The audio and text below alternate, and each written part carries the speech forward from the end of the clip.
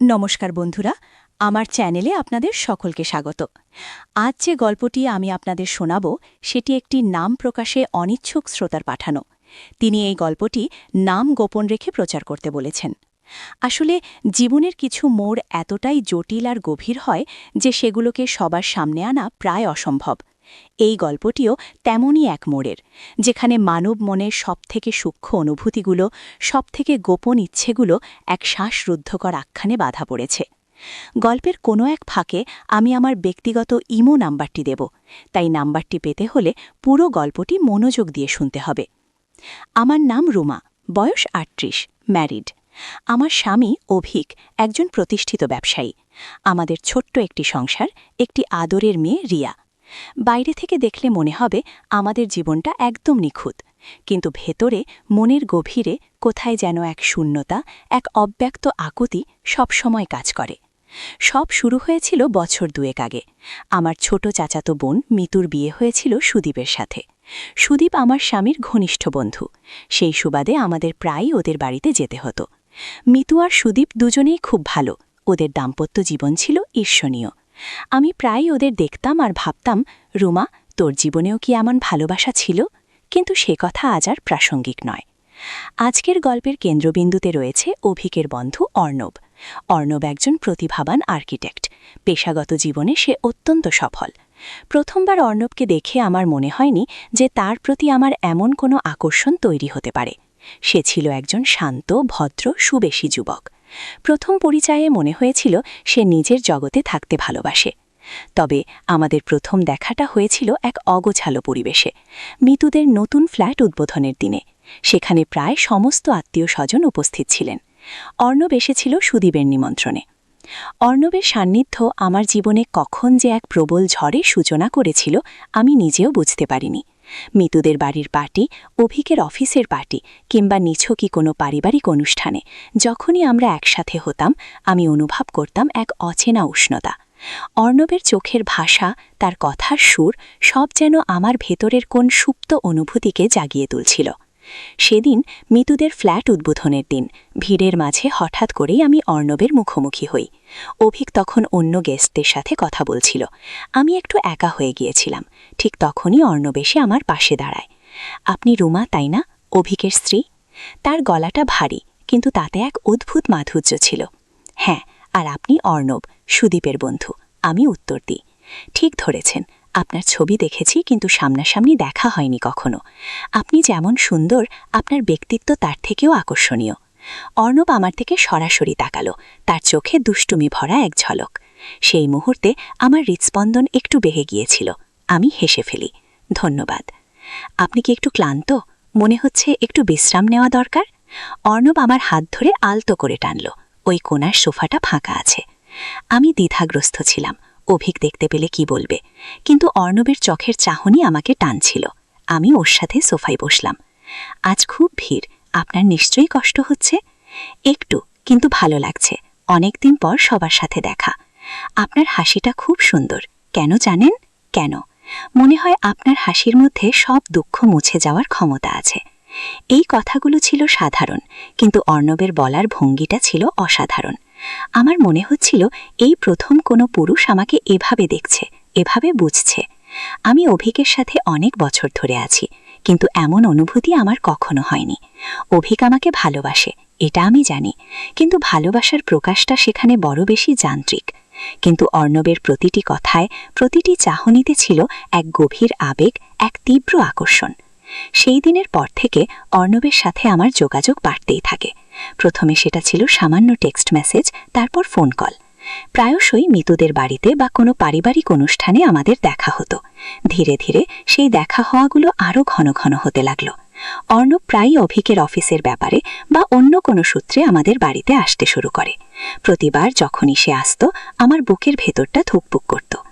একদিন অভিক অফিসের কাজে বাইরে গিয়েছিল, মিতুও তার শ্বশুরবাড়ি গিয়েছিল। আমি বাড়িতে একা। এমন সময় অর্ণবের ফোন আসে। রুমা, তোমার কি খুব একা লাগছে? একটু। অভিক নেই, মিতুও নেই। আমি কি আসতে পারি একটু চা খেতে? আমার মনে ১০০০টা প্রশ্ন ভিড় করে এলো। অভিক এলে কি বলবে? এই মুহূর্তে আসা কি ঠিক হবে? কিন্তু আমার মন বলছিল, হ্যাঁ, যাও। আমি হ্যাঁ বলে দিলাম, কিছুক্ষণ পরেই অর্ণব এসে হাজির, আমার হাতে চায়ের কাপ।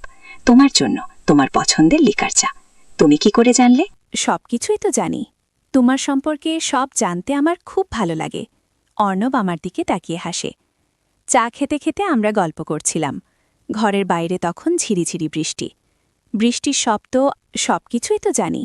তোমার সম্পর্কে সব জানতে আমার খুব ভালো লাগে। অর্ণব আমার দিকে তাকিয়ে হাসে। চা খেতে খেতে আমরা গল্প করছিলাম। ঘরের বাইরে তখন ঝিরিঝিরি বৃষ্টি। বৃষ্টির শব্দ আর অর্ণবের গলার স্বর মিলে এক অদ্ভুত মাদকতা তৈরি করছিল। অর্ণব আমার হাতটা আলতো করে ধরল। রুমা, আমি জানি এটা ঠিক না, কিন্তু আমি নিজেকে আটকাতে পারছি না। ওর হাতের স্পর্শে আমার সারা শরীরে যেন কারেন্ট বয়ে গেল। আমি ওর হাতটা সরিয়ে দিলাম না। আমার নিজেরও ভেতরের সব প্রতিরোধ ভেঙে যাচ্ছিল। অর্ণব, আমার গলা কাঁপছিল।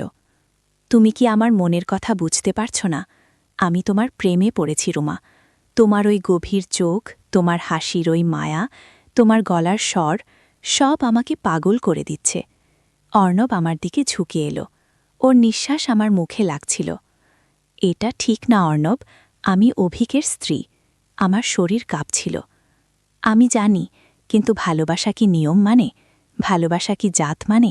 ভালোবাসা তো শুধু অনুভূতির। আর আমি তোমাকে ভালোবাসি রুমা, আমার সমস্ত সত্তা দিয়ে ভালোবাসি। আমার চোখে জল এসে গিয়েছিল। এই জল কি ভয়, নাকি অন্য কোনো তীব্র অনুভূতির প্রকাশ? আমি জানি না, কিন্তু আমি অনুভব করছিলাম আমার ভেতরের কোন দেওয়াল ভেঙে পড়ছে। অর্ণব আমার মুখের সামনে এসে দাঁড়াল।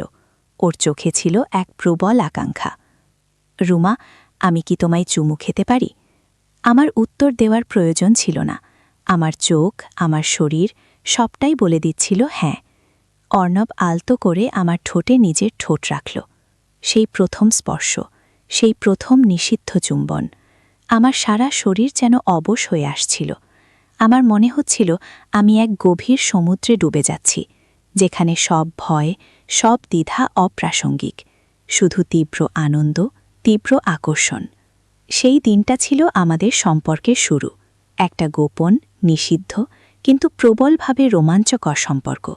আমরা জানতাম এটা অন্যায়, আমরা জানতাম এটা সমাজের চোখে পাপ, কিন্তু এই পাপের মধ্যেই আমরা খুঁজে পেতাম এক গভীর আনন্দ। লুকিয়ে দেখা, লুকিয়ে কথা বলা, সুযোগ পেলেই একে অপরের সান্নিধ্য। আমাদের দেখা হওয়াগুলো হতো খুব সাবধানে, কখনো মিতুদের বাড়িতে, যখন অভিক বা মিতু বাড়িতে থাকত না, কখনো বা কোনো রেস্টুরেন্টের আড়ালে বা কোনো পার্কে। প্রতিবার দেখা হওয়ার আগে আমার মনে হতো এবার ধরা পড়ে যাব, কিন্তু অর্ণবের সান্নিধ্য আমাকে সব ভয় ভুলিয়ে দিত। একদিন আমরা মিতুদের বাড়িতে বসেছিলাম। অভিক অফিসের কাজে বাইরে গিয়েছিল। মিতু তখনও বাড়িতে ফেরেনি। অর্ণব আমার হাত ধরে বলল, রুমা, আজ অভিক নেই, মিতুও নেই। চলো আজ আমরা নিজের মতো করে কিছু সময় কাটাই। আমার বুকটা ধুকপুক করছিল। এই ঝুঁকিটাকে নেওয়া ঠিক হবে? কিন্তু অর্ণবের চোখের গভীরতা আমাকে টানছিল। আমি ওকে না বলতে পারলাম না। আমরা ঘরের ভেতর ঢুকে এলাম। অর্ণব আমার চোখে চোখ রাখল। আমি জানি তুমি ভয় পাচ্ছ, কিন্তু আমিও ভয় পাচ্ছি রুমা। কিন্তু এই ভয়টাও এক ধরনের উত্তেজনা, তাই না? আমি চুপচাপ ওর দিকে তাকিয়ে রইলাম। তুমি কি জানো, এই প্রথমবার আমি তোমার এই রূপ দেখছি, শান্ত ভদ্র রুমা নয়। এই যে তুমি ভয় পাচ্ছ, কিন্তু তাও আমার সাথে এসেছ, এটাই আমাকে তোমার প্রতি আরও বেশি আকৃষ্ট করছে। অর্ণব আমার দিকে এগিয়ে এলো। ওর হাতের স্পর্শ আমার সারা শরীরে ছড়িয়ে পড়ছিল। রুমা, তোমার শাড়ির আঁচলটা। আমি কিছু বোঝার আগেই অর্ণব আমার শাড়ির আঁচলটা সরিয়ে দিল। আমার শরীর উন্মুক্ত হয়ে পড়ছিল। ওর চোখে ছিল এক তীব্র আবেগ। তোমার শরীর। আমার শ্বাস রুদ্ধ হয়ে আসছিল। আমার মনে হচ্ছিল আমি যেন এক স্বপ্নের ঘোরে আছি। অর্ণব আমার খুব কাছে চলে এলো। ওর উষ্ণ নিঃশ্বাস আমার মুখে লাগছিল। রুমা, আমি তোমায় পেতে চাই, আজ এই মুহূর্তে। আমার ভেতরে সব প্রতিরোধ ভেঙে যাচ্ছিল। আমি নিজেকে আর আটকাতে পারছিলাম না। অর্ণব, আমার ঠোঁট থেকে শুধু এই কথাটাই বেরিয়ে এলো। অর্ণব আমার দিকে ঝুঁকে এলো। ওর ঠোঁট আমার ঠোঁটে স্পর্শ করল। সেই চুম্বন ছিল আরও গভীর, আরও তীব্র। আমার মনে হচ্ছিল আমি যেন পৃথিবীর সব সুখ এক নিমিষেই পেয়ে গেছি। ওর হাত আমার শরীরের নগ্ন অংশে স্পর্শ করছিল। প্রতিটা স্পর্শে আমার শরীর কেঁপে উঠছিল। আমরা একে অপরের সব থেকে গোপন ইচ্ছেগুলোকে সেদিন পূরণ করেছিলাম। ঘরের ভেতর তখন শুধু আমাদের গভীর নিঃশ্বাসের শব্দ আর ভালোবাসার আদিম কোলাহল। আমি জানতাম এটা ভুল, আমি জানতাম এটা পাপ, কিন্তু সেই মুহূর্তে সব কিছু তুচ্ছ মনে হচ্ছিল। হঠাৎ দরজায় ধাক্কা দেওয়া শব্দ। আমরা চমকে উঠলাম। আমাদের শরীর থেকে বিদ্যুৎ তরঙ্গ বয়ে গেল। কে এই সময়? অভিক? মিতু? আমি অর্ণবের দিকে তাকালাম। ওর চোখেও স্পষ্ট ভয়। কে? আমি জিজ্ঞেস করলাম।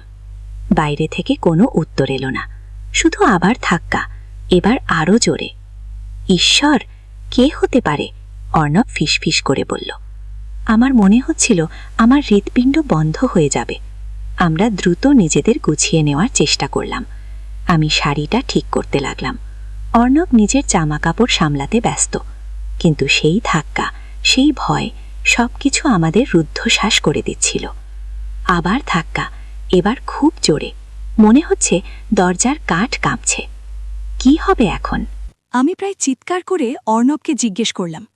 অর্ণব আমার হাত ধরে বলল, শান্ত হও, দেখি কে। কথাটা শেষ হওয়ার আগেই দরজাটা প্রবল ধাক্কায় খুলে গেল। দরজার ওপাশে দাঁড়িয়েছিল। বন্ধুরা, আজকের আমি প্রায় চিৎকার করে অর্ণবকে জিজ্ঞেস করলাম।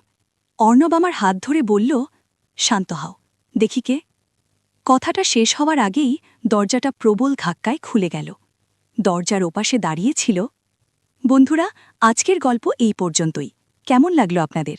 এই সম্পর্কের শেষ কোথায় সেই প্রশ্নের উত্তর পেতে এবং এই গল্পের বাকিটা শুনতে কমেন্ট করে জানান। আর অবশ্যই আমার চ্যানেল সাবস্ক্রাইব করতে ভুলবেন না। পরবর্তী পর্বে আবার দেখা হবে।